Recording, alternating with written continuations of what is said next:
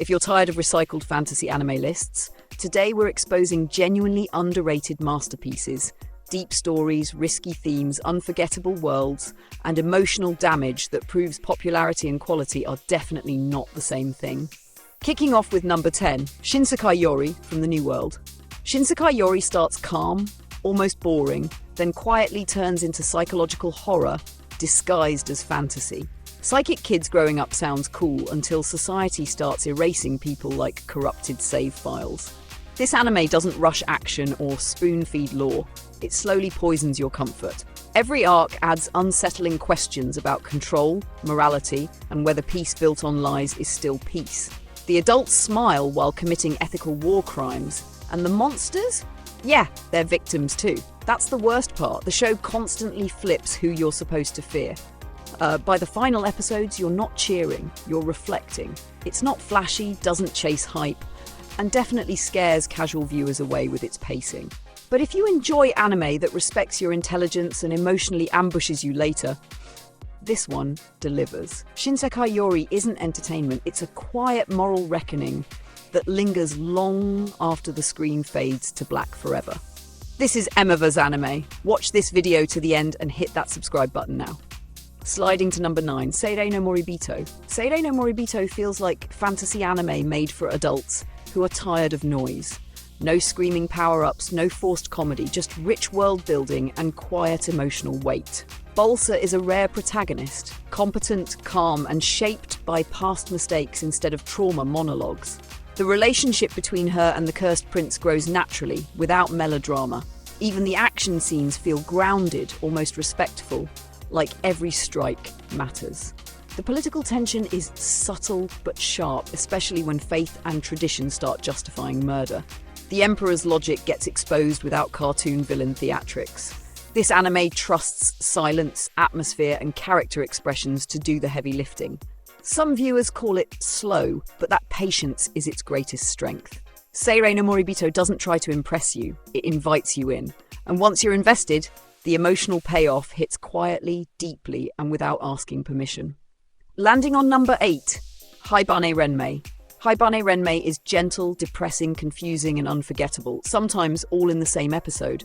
It looks soft and wholesome, but emotionally it's like sitting in therapy without knowing why you're crying. The story refuses to explain itself clearly, which is exactly the point. Guilt, rebirth, forgiveness, these themes hover instead of shouting. Every character carries quiet emotional baggage, and the silence between conversations feels heavier than dialogue. There's no villain to punch, no grand quest, just internal struggles that feel painfully real. The setting feels dreamlike yet grounded, making you question what's symbolic and what's literal. Some people bounce off because nothing happens, but everything happens emotionally. It's the kind of anime that sneaks into your subconscious and stays there. Haibane Renmei doesn't demand attention. It earns it by trusting viewers to feel rather than be told what to feel. Looking at number 7, Kemono no Soja. Erin? Kemono no Soja Erin begins like a gentle fantasy, then slowly reveals how cruel systems can be when tradition outweighs compassion. Erin's journey from curious child to emotionally tested adult feels painfully authentic. The anime doesn't rush her growth or protect her from consequences. Death isn't dramatic, it's final. Authority figures make awful choices and justify them with duty, while Erin keeps questioning everything. That curiosity becomes dangerous in a world built on control. The magical beasts aren't just creatures, they represent power, fear, and exploitation. What makes this series special is its restraint. It doesn't manipulate emotions with shock, it earns them through patience. Watching Erin mature feels natural, not plot convenient. This anime hurts in a quiet way, the kind that sticks. It's a coming-of-age story that respects its audience and refuses to sugarcoat how messy growing up inside a broken world truly is. Halfway at number 6, Kaiba. Kaiba looks like a silly cartoon and then emotionally punishes you for judging it. Beneath the simple art style is one of the darkest sci-fi fantasy concepts in anime. Memories and bodies are tradable, which turns identity into a luxury only the rich can afford. Love becomes disposable. Death becomes temporary, unless you're poor. The romance is tragic, sincere, and weirdly beautiful, making the emotional hits even stronger. Kaiba never explains its themes loudly, it lets uncomfortable moments speak for themselves. You'll laugh, then immediately feel bad for laughing. That tonal whiplash is intentional. It's unsettling, thoughtful, and brave enough to trust its audience. This anime proves that visuals don't define depth. Kaiba isn't just underrated, it's misunderstood, and once it clicks, it permanently changes how you look at identity, memory, and what it really means to exist. Crashing into number 5, Now and Then, Here and There. This anime does not care about your comfort or emotional safety. It throws an optimistic kid into a brutal fantasy war and refuses to soften the impact. Child soldiers, abuse of power, and hopelessness are treated with terrifying realism. There's no glory here, only survival. The villain isn't cool or charismatic, he's cruel, insecure, and horrifyingly believable. What makes this anime special is its honesty. It doesn't pretend courage fixes trauma or kindness saves everyone. Sometimes good intentions fail. Sometimes hope feels pointless. And yet the protagonist keeps choosing compassion, even when the world punishes him for it. That contrast is devastating. This series is emotionally exhausting but purposeful. It's not entertainment for escapism. It's a reminder of what fantasy can say about reality. Now and Then, Here and There leaves scars, and that's exactly why it matters. Stepping into number 4, House of Five Leaves. House of Five Leaves feels like historical fantasy filtered through social anxiety. Instead of epic sword fights, you get awkward conversations and quiet loyalty. Akitsu can fight, but emotionally, he's a mess, and that's what makes him relatable. The criminal group he joins isn't glamorous, they're broken people forming an accidental family. The art style is intentionally rough, matching the uncomfortable emotional tone. Every interaction feels personal, not plot-driven. The anime focuses on belonging rather than power. It's slow, yes, but deliberate. No dramatic speeches about friendship, just people choosing to stay. Some viewers want action and bounce off. Others recognize rare character writing that trusts patience. House of Five Leaves isn't loud, flashy, or trendy. It's subtle, intimate, and confident. If you enjoy anime that prioritizes atmosphere and emotional realism over spectacle, this one quietly delivers something unforgettable. But trust me, number 3, Denu Coil. Denu Coil pretends to be a playful sci-fi adventure, then slowly pulls the rug out from under you.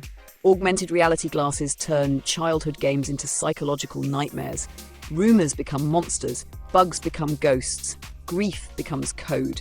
The brilliance of this anime is how naturally it escalates. The kids act like actual kids, curious, reckless, emotionally honest. When things get dark, it feels earned. The mystery unfolds with confidence, rewarding attention without over-explaining. Technologically, it feels years ahead of its time. Emotionally, it hits surprisingly hard. This isn't just about digital worlds, it's about memory, loss, and growing up in environments we don't fully understand. Denu Coil balances humour and dread beautifully. You come for the fun, then stay because the story quietly grips you. It's smart, emotional, and deeply underrated, and once it hooks you, letting go becomes impossible. Almost there at number 2. Kyusagiga. Kyusagiga is chaos with purpose. Gods, alternate dimensions, family drama, and symbolism collide at full speed. It feels overwhelming until it suddenly doesn't. Beneath the visual insanity is a simple story about a broken family trying to reconnect. Every character is loud, emotional, and deeply flawed. Arguments feel real, not theatrical. Love feels messy, not idealized. The pacing is wild, but intentional. Kyusagiga demands attention and rewards curiosity. It doesn't explain itself immediately, trusting viewers to piece things together emotionally rather than logically. When it clicks, it hits hard. The colors explode, the music soars, and suddenly the chaos makes sense. This anime isn't confusing, it's expressive. It understands that feelings aren't linear. Kyusagiga is proof that experimental anime can still have heart, soul, and something genuine to say beneath all the madness. Finally, standing tall at number 1, The 12 Kingdoms. The 12 Kingdoms is fantasy that refuses to hold your hand. It drops you into complex politics, harsh consequences, and moral responsibility immediately. The protagonist begins weak, scared, and frustratingly human, which makes her growth legendary. Power isn't gifted, it's earned through failure, suffering, and accountability. The world building is deep, layered, and unforgiving. Leadership here isn't glamorous, it's isolating. Decisions cost lives, mistakes linger, The anime treats governance as burden, not reward. That alone sets it apart from modern fantasy. There are no gimmicks, no shortcuts, no easy victories, just steady character evolution and meaningful consequences. Some viewers struggle with the pacing, but patience unlocks something rare. The 12 Kingdoms respects its audience's intelligence and emotional maturity. It's not just the best underrated fantasy anime, it's a masterclass in long-form storytelling that still outshines many newer series today. These fantasy anime don't scream for attention, but they stay with you far longer. Drop your underrated favourites in the comments, argue about my rankings respectfully, like the video if this list surprised you, and subscribe if you want more anime discussions that go deeper than surface-level hype every single time.